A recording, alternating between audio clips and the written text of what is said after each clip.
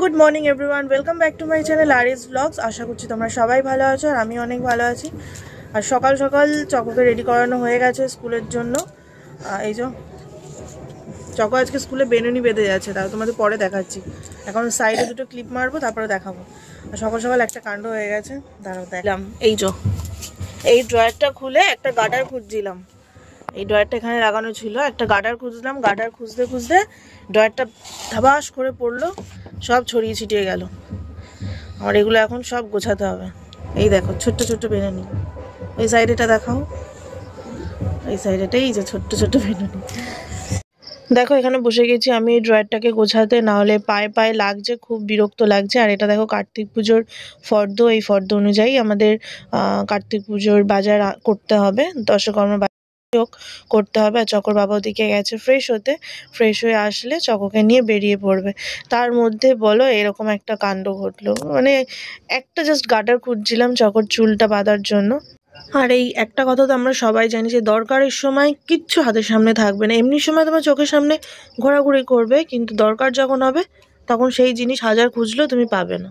এমনিতে সকাল টাইমটা এত তাড়াহুড়ো থাকে, চকোকে স্কুল পাঠানো, চকর বাবার জন্য রান্না করা, চকর বাবার শার্ট আয়রন করা, এত কাজ থাকে। তার মাঝখানে একটা বাড়তি কাজ এসে ঘাড়ের মধ্যে পড়লে না এত বিরক্ত লাগে, নিজের উপরে নিজে রাগ উঠছিল। চকোকে নিয়ে স্কুলের জন্য রওনা দিয়ে দিয়েছে। আর এবার হচ্ছে আমার সকালে যা কাজ আছে সেই কাজগুলো কমপ্লিট করতে হবে। অনেক কাজ, তো চলো এখন কাজ শুরু করি। আবার দেখা গেল আমি বাসনগুলো কলতলা নিয়ে যাবো, বাসন মাজতে মাজতে চকর বাবা চলে আসবে, তখন উঠে এসে আবার ওর বাবাকে চা করে দিতে হবে। কারণ বলে যে বেশি দেরি করে আবার চা খেলে তো কিছুক্ষণ পর ভাত খায়, তখন আবার অসুবিধা হয়ে যায়। বলে যে চা খাওয়ার পর পর ভাত খাবো। চলো কাজগুলো সেরে নিই। আজকে অনেক কাজ আছে, মোটামুটি অনেকই কাজ আছে। কার্তিক পুজোর জন্য ঠাকুরের থালা বাসন, যেই কটা যা থালা বাসন আছে ওগুলো একটু ধুতে হবে ভালো করে। এখানে বাবা দেখো মূলো শাকগুলো কাটছে আর মূলোগুলোকে বেছে বেছে রাখছে। আর আমার হচ্ছে ভাত বসিয়ে দিয়েছি আমি, বাবা মূলো শাকটা বাটছে। আজকে হচ্ছে মূলো শাক বাটা করা হবে। ভাত বসিয়ে দিয়েছি, চকর বাবা খাবে। এখানে বাসনগুলো ধুয়ে রেখে দিয়েছি গামলার মধ্যে জল ঝরাতে। তারপরে আগে যে মূলোগুলো ছিল সেগুলো দিয়ে দিলাম বাবাকে। আর এখানে দেখো মূলো শাক ধুয়ে সিদ্ধ করে, সিদ্ধ না ভাপিয়ে নিয়ে কড়াইতে দিয়ে দিয়েছি, একটু হালকা তেলে ফোড়ন দিয়ে ছেড়ে দিয়েছি। এটাই এবার জল শুকিয়ে গেলে হালকা একটু চিনি দিয়ে দিলে ব্যাস হয়ে যাবে। আজকে রান্না হবে ফুলকপি আর আলু। ফুলকপিটাকে ভাপিয়ে রেখেছি, এখানে পেঁয়াজ কাটা আছে, ফুলকপি ভেজে দিয়েছি। চকর বাবা খেয়ে মানে যদিও কোনো রান্না না হয়ে থাকে, ঘি আর ফুলকপি ভাজা দিয়ে চকর বাবা খেয়ে নেবে।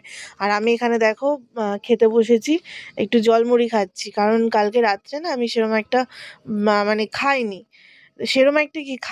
বলতে গেলে। আমি শুধু একটু কফি খেয়েছি, ব্ল্যাক কফি খেয়েছিলাম, ব্যাস ওই খেয়েই শুয়ে পড়েছি। আমি কালকে রাতে খুব একটা খাইনি, তো সেই কারণে খিদে পেয়ে গেছে। তো ভাবলাম একটুখানি জলমুড়ি খেয়ে নিই, কারণ খালি পেটে থাকলে না একটু মাথা ঘোরে। তারপর যদি তার মধ্যে যদি কাজ করতে হয়, এতগুলো কাজ করব খালি পেটে, কখন স্নান করব তার ঠিক নেই। সেই 12টা 12:30 নাগাদ স্নান করব, ততক্ষণ না খেয়ে থাকবো। তার থেকে ভালো একটু জলমুড়ি খেয়ে নিই, ব্যাস। তারপরে হালকা একটু পেটটা ভরা থাকলে কি কাজ করতে গেলে কোনো অসুবিধা হয় না। তো তাই জন্য আমি একটু জলমুড়ি খেয়ে নিচ্ছি।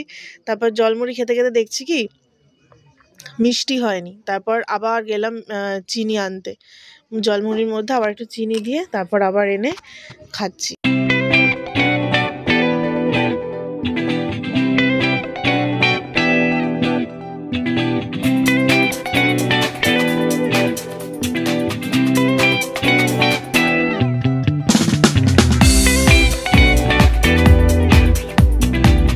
রেডি হয়ে গেছি, এখন বেরোবো চকোকে আনতে।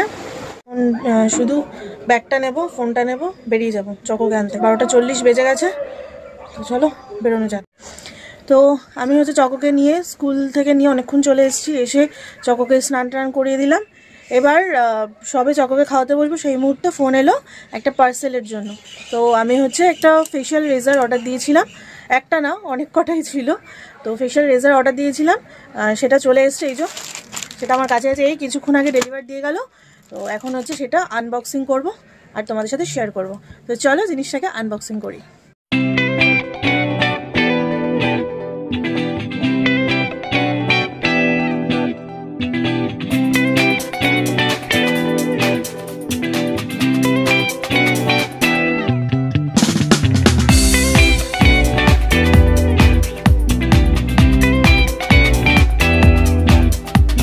মানে কি বলবো, আমি ভাবতে পারিনি যে আমি একদম প্রপার ঠিকঠাক পার্সেল আমি পাবো। তোমাদেরকে দেখাচ্ছি, এই যে এই তিনটে আমি অর্ডার দিয়েছিলাম, এই তিনটের প্রাইস পড়েছে আমার 100-এর মতন। 102 টাকা, ওই 2 টাকাটা বাদ দাও, 100 টাকা। আমি ভাবতে পারছি না এত সুন্দর আমার কাছে ডেলিভারি আসবে আর একদম প্রপার পার্সেল আমি পাবো। দেখাচ্ছি, এই যে এরকম তিনটে আমি অর্ডার দিয়েছিলাম, মানে তিনটে কি তিনটেই ছিল। আমি দেখলাম যে তিনটের দাম হচ্ছে, এর মধ্যে 9টা রেজার, হ্যাঁ মোট 9টা আছে 3টে প্যাকেটের মধ্যে। তো দাম পড়েছে হচ্ছে আমার 102 টাকা। ভালো জিনিস এসছে। গুড ইভিনিং, এখন বাজে হচ্ছে 5:30 আর হচ্ছে সন্ধে হয়ে গেছে। আমি এখন সন্ধে দেবো, তার আছে এবার হচ্ছে আমি সন্ধে দেবো। নাইটিও চেঞ্জ করা হয়ে গেছে, তো এখন সন্ধে দেবো। আর এখানে চকো উঠে মুখ ভিজকিয়ে আছে, ওনাকে এখন গ্লুকন্ডি খাবে। এই সময় কেউ গ্লুকন্ডি খায়? পাগলির মতন কথাবার্তা। তো চলো আগে সন্ধেটা দিয়ে নিই, তারপর আবার পরে কথা হচ্ছে। আর চকো এখন কি দেখছে দেখো টিভিতে।